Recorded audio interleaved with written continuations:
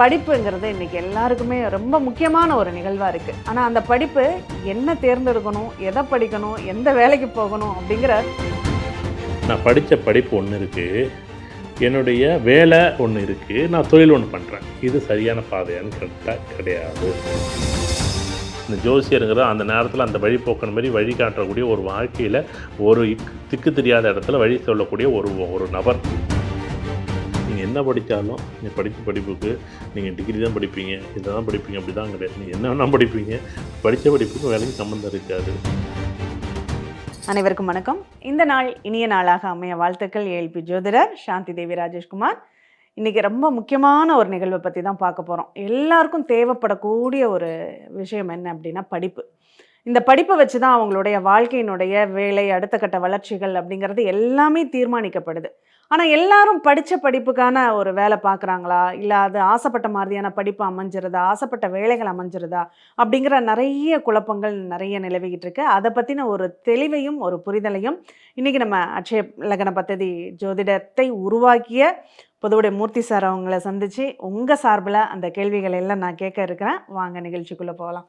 வணக்கம் சார். வணக்கம் சார். படிப்புங்கிறது இன்றைக்கி எல்லாருக்குமே ரொம்ப முக்கியமான ஒரு நிகழ்வாக இருக்குது. ஆனால் அந்த படிப்பு என்ன தேர்ந்தெடுக்கணும், எதை படிக்கணும், எந்த வேலைக்கு போகணும் அப்படிங்கிற ஒரு தெளிவில்லாத ஒரு சூழ்நிலையை பார்க்க முடியுது. நம்மளே நிறைய ஜாதகங்கள் பார்த்துருக்கோம்.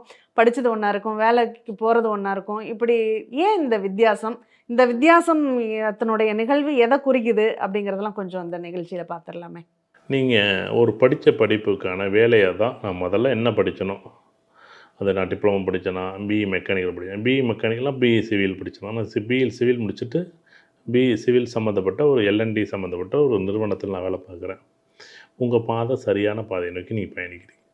இது குருவோட அருளா, கடவுளோட அருளா, இல்லை நவகிரகங்களோட அருளா, இல்லை 27 நட்சத்திரங்களுடைய ஒரு பெரிய புண்ணியமா, இல்லை நான் செய்த புண்ணியமா, இவ்வளோ தான் விஷயம்.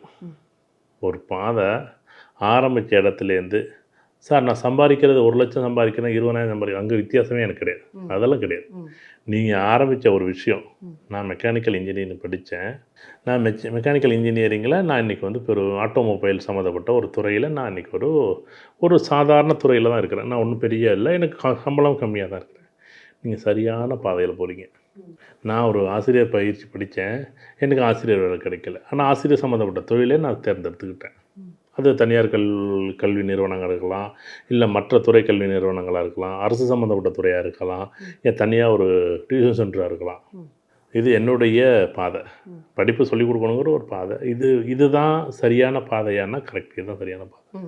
இங்கே நான் படித்த படிப்பு ஒன்று இருக்குது, என்னுடைய வேலை ஒன்று இருக்குது, நான் தொழில் ஒன்று பண்ணுறேன். இது சரியான பாதையான்னு கேட்டால் கிடையாது. இதுதான் பெரிய ஆச்சரியம்.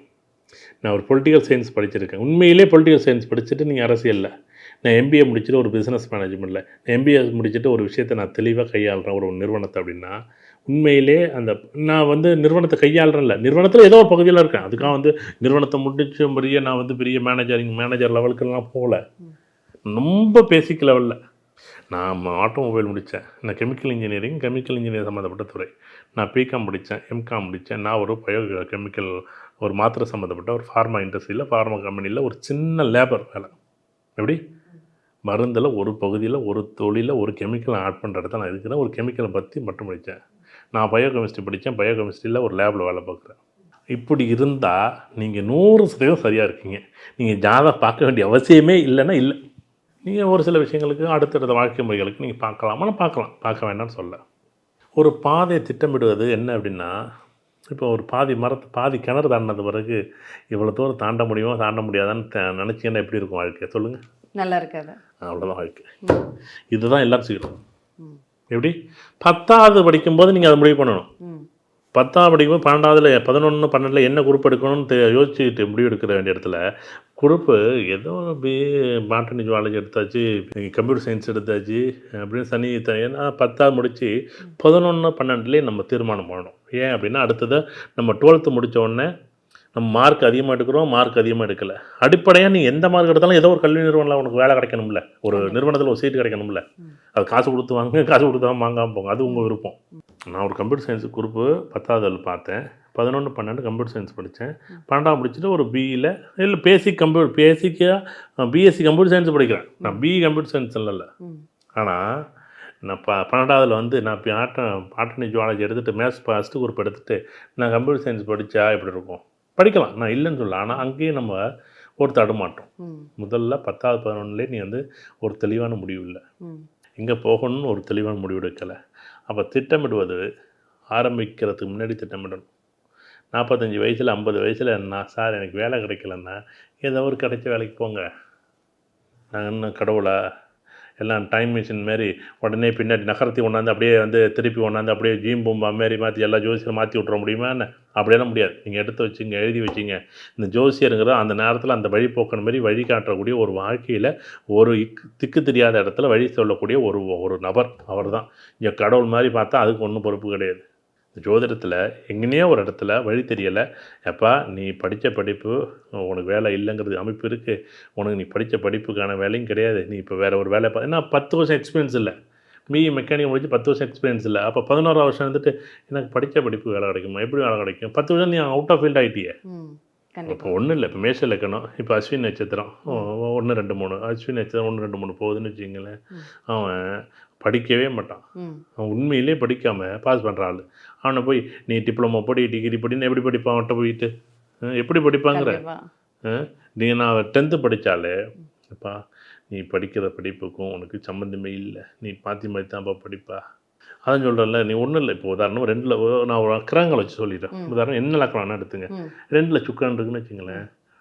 நீங்கள் என்ன படித்தாலும் நீங்கள் காசு கொடுத்து தான் படிக்க வைக்கணும்.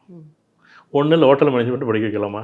சார் இப்போ என்ன பண்ணுவாங்க, என்ன ஃப்ரெண்ட்ஸ் 4 பேர் சேர்ந்துருவாங்க, மேட்ச்சில் இருக்கணும், 2ஆம் வீட்டில் சுக்கரன் இருக்கும். சார் எங்களுக்கு சூப்பராக இருக்கும் சார், நாங்கள் ஃப்ரெண்ட்ஸ் எல்லாம் 4 பேர் சேர்ந்து நாங்கள் ஹோட்டல் மேனேஜ்மெண்ட் படிக்கிறீங்க. 2 வருஷம் படிப்பான், 3ஆம் வருஷம் பார்த்தீங்கன்னா வேறு ஏதோ ஒரு வேலைக்கு படிக்க போடும். அவன் எதுக்கு படிக்கிறானே தெரியாது. ஒரே கேள்வி படிச்சாலும் ஒரு டிப்ளமோ ஹோட்டல் மேனேஜ்மெண்ட்டு, ஒரு பிஎஸ்சி கேட்ட ஹோட்டல் மேனேஜ்மெண்ட்டு, அந்த ஹோட்டல் மேனேஜ்மெண்ட்டில் வேறு ஏதாச்சும் ஒன்று. இன்றைக்கி எவ்வளோ படிப்புகள் இருக்குது வரிசையாக. நான் அதோட ஹையர் படிப்பு இருக்குது, சைனீஸுக்குன்னு ஒரு படிப்பு இருக்குது, கான்டினென்டலுக்குன்னு ஒரு படிப்பு இருக்குது, எவ்வளோ படிப்பு நிர்வாகம் ஹோட்டல் ஹாஸ்பிட்டாலிட்டி மேனேஜ்மெண்ட்டுன்னு ஒன்று இருக்குது. எவ்வளோ அழகாக நிறைய படிப்பு இருக்குது. அதெல்லாம் படிக்காமல் நேராக என்ன பண்ணுறது, ஜிம் பூம்பா மாரி ஒரே நாளில் என்ன பண்ணுறது, படிக்க வேண்டியது, அடுத்து இது பிடிக்கல அப்படின்னு சொல்லிட்டு வேறு ஏதாவது ஒன்று படிக்க வேண்டியது, அது பிடிக்கலன்ட்டு இன்னொரு 3 கேள்வி படிச்சிங்க. எந்த வேலைக்கு போவீங்க, எப்போ வேலைக்கு போவீங்க, எங்கே உங்களுக்கு படிப்புக்கான திறமை இருக்கும்? நீங்கள் ஒரே புத்தகத்தை ஒரு 10 படிங்க, 10 புத்தகத்தை சும்மா ஒரு 10 நிமிஷம் படிங்க, எப்படி படிக்க முடியும்? முடியாது. உங்கள்கிட்ட அந்த ஒரு புத்தகத்தில் ஒரு கேள்வி கேட்டால் அந்த ஒரு புத்தகத்தில் ஒரு கேள்வி எல்லா கேள்வியும் நீங்கள் சொல்லுவீங்க. 10 புத்தகத்தில் எங்கே ஒரு கேள்வி கேட்டால் கூட ஒரு கேள்வி கூட பதில் தெரியாது. ஏன்னா மிச்ச கேள்விக்கான பதில் எங்கே இருக்குன்னு தெரியாது. இல்லை படிக்கலையே அப்படி தானே ஆச்சரியம். இதுதான் சொல்கிறேன்ல, ஜோதிடம் வந்து எப்படின்னா இந்த வாழ்க்கை முறையை புரிஞ்சுக்கணுங்கிறது தான். இப்போ என்ன பண்ணணும், இப்படி தான் இருக்கும், இப்படி தான் பண்ணணும். நீங்கள் என்ன பண்ணணும், ஏப்பா இல்லைப்பா நான் ஒரு உதாரணமாக டீச்சர் நீங்கள் படிக்கிறேன், அடுத்து பிஎஸ்சி தமிழோ, பிஏ தமிழோ, பிஏ இங்கிலீஷோ, பிஎஸ்சி மேத்ஸோ, இல்லை எம்எஸ்சி மேத்ஸ், எனக்கு எம்எஸ்சி பிஎஸ்சி கெமிஸ்ட்ரியோ, நான் அந்த கெமிஸ்ட்ரி சம்மந்தப்பட்டதுன்னா கெமிஸ்ட்ரி ப்ரொஃபஸராக போகலாம். எம்எஸ்சி படிக்கலாம், எம்பிஎல் படிக்கலாம், எம்எட் படிக்கலாம், பிஎட் படிக்கலாம், எம்எட் படிக்கலாம், அதே சம்மந்தப்பட்ட துறையில். அடுத்த நேரம் நீங்கள் என்ன பண்ணி ஒரு காலேஜில் ஒரு விரிவுரையாளர், ஒரு பேராசிரியர், நம்ம என்ன பண்ணுறோம், ப்ரொஃபஸராக மாறுறோம். ஆனால் நீங்கள் என்ன பண்ணுறீங்க, இங்கே ஒரு டிப்ளமோ படிச்சுட்டு ஒரு டீச்சரிங் படிச்சுட்டு நான் ஃபிஃபார்ம் படிக்க போகிறேன்னா எங்கே சம்மந்தம் இருக்கா? இங்கே டீச்சர் ட்ரைனிங், இங்கே ஃபிஃபார்ம், டிப்ளமோ ஃபார்மசி, எதுக்கு சம்மந்தம் இருக்குது? ஃபார்மசிக்கு சம்மந்தம் வாத்தியாருக்கும் ஃபார்மசிக்கு என்னைய சம்மந்தம்? தொடர்பு கிடையாது. அந்தந்த நேரத்தில் ஆசைகள் ஃப்ரெண்ட்ஸ் மூலமாக இருக்கும், அப்பா மூலமாக இருக்கும், அம்மா மூலமாக இருக்கும், இதை படிம்பாங்க, அதை படிம்பாங்க. நீங்கள் என்ன முடிவு எடுக்கிறீங்க அதுதான் ஜோதிடம், அதுதான் ஜாதகம். இந்த கிரகம் இப்போ என் முடிவை ஒரு ஆப்போசிட்டில் இருக்க நண்பர் தான் முடிவு எடுக்கிறாருன்னா அவர் தான் எடுப்பார். மாப்பிள்ளை அதை பிடிக்கலாம், மாப்பிள்ளை நம்மளும் சேர்ந்து படிப்போம், மாப்பிள்ளை அப்படிப்போம். ஏன்னா சேர்ந்து படித்தோம் 4 பேர் சேர்ந்து வேலை பார்க்குறாங்கன்னு கேளுங்க. கிடையாது. எங்கெங்கேயோ ஏதோ ஒரு துறையில், ஏதோ ஒரு வேலையில், ஏதோ ஒரு ஊரில், ஏதோ ஒரு நாட்டில், ஏதோ ஒரு குடும்பத்தோடு, எங்கேயோ ஒரு வாழ்க்கை, எங்கே அப்பா அம்மா விரிஞ்சு ஏதோ ஒரு ஊரில், ஏதோ ஒரு ரொம்ப கஷ்டங்க. ஒரு 20 வருஷத்துக்கு பிறகு சந்திக்கும் போது ஒரே ஒரு சந்தோஷம் என்னென்ன, நம்மளாம் சேர்ந்து படித்தோம்ல, அவ்வளோதான். சேர்ந்து படித்தோங்கிற வார்த்தையே தருவோம். நீங்கள் உங்களோட வளர்ச்சி என்ன, அவரோட வளர்ச்சி என்ன, அவரோட வளர்ச்சி என்ன, என்னோட வளர்ச்சி என்ன, இங்கே ஒரு ஒப்பிடவே முடியாது. ஒருத்தன் பார்த்தீங்கன்னா பெரிய நிறுவனத்துக்கு போயிருப்பார், ஒருத்தர் இன்னும் நல்லா படித்தான் பார்த்தீங்கன்னா ரொம்ப சம்பாத்தியமும் கம்மியாக இருக்கும், ரொம்ப வசதியாகவும் கம்மியாக இருக்கும். படிக்காதவர் பார்த்தீங்கன்னா ஏதோ ஒரு துறையில் போய் நான் ஒரு நல்லா இன்னொரு துறைக்கு போய் இருக்கிற இன்றைக்கி இருக்க கால சூழ்நிலை எது வந்து கரெக்டாக போகும், இன்னும் 20 வருஷம் கழிச்சு எது வரும்? அது ரொம்ப கவனம் பார்க்கணும். கண்டிப்பா. முதல் விஷயம் 10வது படிக்கும்போதே ஜோதிடம் பார்த்து நீங்கள் முடிவு செய்யணும் 1. 12வது பார்க்கும்போது என்ன முடிவு செய்ய போகிறீங்கிறது 2. 12வது படித்தது பிறகு இந்த டிகிரி முடித்தது பிறகு நீங்கள் என்னவா மாற போகிறீங்கிறது 3. இந்த 3 விஷயம் திட்டமிடணும். இது மூலம் ஒரு உதாரணம் 17 வயசு, 15 வயசு, 17 வயசு, 23 வயசு உதாரணம் நம்ம 2 டிகிரி வச்சுக்கிட்டா. அடுத்து 20 வருஷம் கழிச்சு இவருக்கு உதாரணம் 43 வயசு, இவருக்கு 43 வயசில் இவருக்கு வேலை எப்படி எந்த ரூபத்தில் எது செட் ஆகும். இந்த படிப்புங்கிறது ஒரு மரத்தோட ஆணிவேர் மாதிரி, ஒரு வேர் மாதிரி. இந்த மரங்கிறது வேலை பார்க்குறது. இந்த பூ பழம் காய்ங்கிறது வந்து நம்ம ஒரு வாழ்க்கையில் வந்து அபரிவிதமாக அது வருமானம் மாதிரி. இது நமக்கு மரமும் வேணும், வேர் இல்லாமல் மரம் இருக்குமா? மரம் வேர் நல்லா இருக்குது, மரம் இல்லைன்னா. நல்லா படிச்சுட்டேன், நீங்கள் ஒரு 3 கல்வி படிச்சுட்டீங்க, சூப்பரான கல்வி படிச்சுட்டீங்க, அங்கே வந்து அந்த கம்பெனியை பூட்டிட்டாங்க, அந்த ஒரு துறையை எடுத்துட்டாங்க. இப்போ நீங்கள் என்ன பண்ணுவீங்க? ஒன்றும் பண்ண முடியாது. இப்போ வேறு நல்லா ஸ்ட்ராங்காக நீங்கள் படிச்சுட்டீங்க, நல்லா 2 கல்வி, நல்லா பிஎஸ்சி படிச்சுட்டீங்க, எம்எஸ்சி படிச்சுட்டீங்க, அந்த நிறுவனம் அது சம்மந்தப்பட்ட துறையெல்லாம் நமக்கு இங்கே மக்களுக்கு தேவையான துறைகள் இல்லைங்கிறத அதை மூடி வச்சுருக்காங்க. அப்போ நீங்கள் அது வந்து உங்களுக்கு வேலை கிடைக்குமா? அது பிரயோஜனமே இல்லை. இன்னொரு 20 வருஷம் இருந்துச்சு அக்ரி வந்து சூப்பராக வரும், விவசாயம் சூப்பராக வரும். இன்னும் விவசாயங்கிறது ஒரு வளர்ச்சி அடையக்கூடிய சூழ்நிலையில் இருக்குது. இன்னும் 20 வருஷம் கழிச்சு வேலை செய்யறதுக்கு ஆள் இருக்கா இல்லையா, படித்தவங்க எல்லாமே வயல் இறங்கி வேலை செய்வாங்க. ஏன்னா தேவைகள் வந்துடும். ஏன்னா தேவைப்படக்கூடிய எப்படி ஃபார்மசி வந்து எப்படி வந்து மறைக்க முடியாத அசைக்க முடியாத சக்தியாக உருவெடுத்துச்சோ, அதே மாதிரி உணவும் அசைக்க முடியாத சக்தி. ஏன்னா உணவு தான் அடுத்து வரக்கூடிய 20 வருஷம் இல்லை, 2000 வருஷமாக இருந்தாலும் உணவு தான் நமக்கு பிரதானமாக உயிர் சக்தி. உயிரை அட்லீஸ்ட் உயிருக்குன்னு ஒரு உத்தரவாதம் கொடுக்கறது அது ஒன்று தான். ஆனால் என்ன பண்ணுறோம், அந்த விவசாயம் சம்மந்தப்பட்ட படிப்பு இப்போ தான் படிப்புன்னு கொண்டு வரோம். பிஎஸ்சி அக்ரி பார்த்தீங்கன்னா 20 வருஷம் 30 வருஷம் நல்லாவே இருக்குது. ஆனால் இழுப்பு நிலைக்கு இப்போ தான் வருது. Diploma horticulture, diploma agri. அப்போ என்ன படிப்புனா, இந்த உதாரணம் 15 வயசு, 17 வயசு, அது 21 வயசுல 22 வயசு. அப்போ ஒரு 10 வருஷம் கழிச்சா இல்லை 20 வருஷம் கழிச்சா அந்த துறைகளில் உனக்கு எப்படி வாய்ப்பு இருக்கும். இந்த போகக்கூடிய காதலில் நெருடல் இருக்கும், மேடு பள்ளம் இருக்கும், நீ வந்து வேலை எடுக்காமல் இருக்கும், அதாவது வேலை இருக்கும். இந்த இடத்துல நீ என்ன பண்ணணும், இந்த புத்திசாலித்தனமாக இந்த மாதிரி நீ எடுத்துக்க. இப்போ உதாரணமாக வந்து நான் படிப்பை விட வேலை எப்படி நான் அனலைஸ் பண்ணுறதுன்னு ஒரு தடவை சொல்லிடுறேன். இப்போ மேஷ லக்கணம் போகுது, பிஎஸ்சி அக்ரி முடிச்சிட்டேன். எனக்கு ஏதோ ஒரு கவர்மெண்ட்டில் ஏதோ ஒரு வேலை இருக்குது, இல்லை கவர்மெண்ட்டில் ஏதோ ப்ரைவேட்டில் ஒரு கம்பெனியில் வேலை பார்க்குறேன். நான் பயிர் உற்பத்தி, பயிர் பாதுகாப்பு சம்மந்தப்பட்ட ஒரு பெரிய ஒரு பெரிய பொறுப்பை எனக்கு கொடுத்துருக்கேன், நான் பார்த்துட்ருக்கேன்.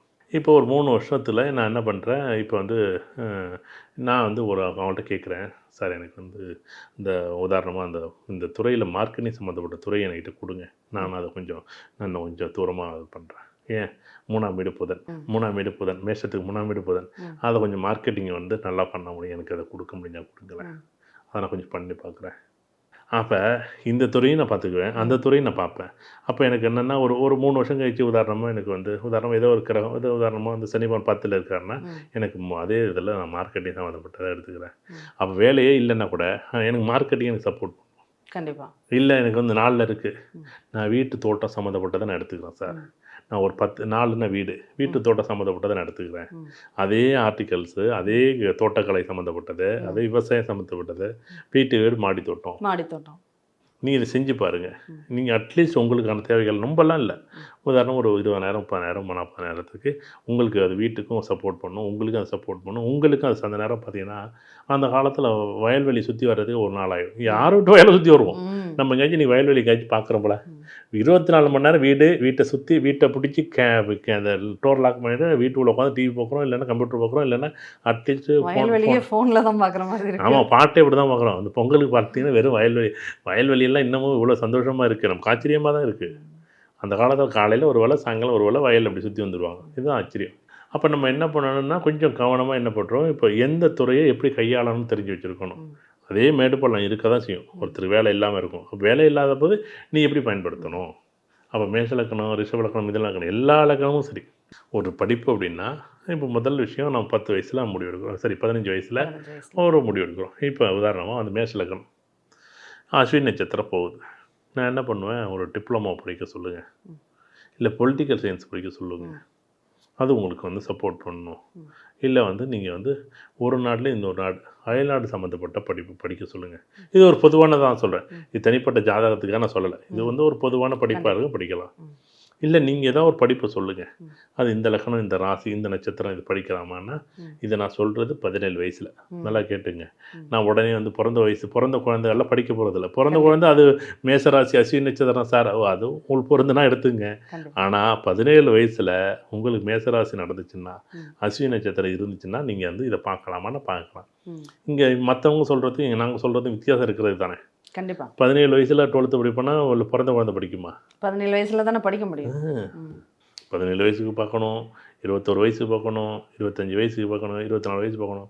பிறந்த குழந்தைக்கு ஜாதகம் பார்ப்பீங்களா, கல்யாண பிள்ளைக்கு பார்ப்பீங்களான்னா கல்யாண பிள்ளைக்கு தானே இப்போ ஜாதகம் பார்க்குறீங்க. அன்னைக்கு மட்டும் போட்டோ அனுப்புறது மட்டும் கல்யாணம் போட்டோ அனுப்புறீங்க. இன்றைக்குள்ள லேட்டஸ்ட்டாக இப்போ எடுத்த போட்டோ அனுப்புங்கன்னு சொல்கிறோம்ல, அந்த மாதிரி நீங்கள் லேட்டஸ்ட்டாக உள்ள ஜாதகம் அனுப்புங்க. லேட்டஸ்ட்டு ஜாதகங்கள் வயதோட ஜாதகம். இப்போ எல்லாருமே தெரிய ஆரம்பிச்சிட்டு எல்லாரும் பேச ஆரம்பிச்சிட்டாங்க.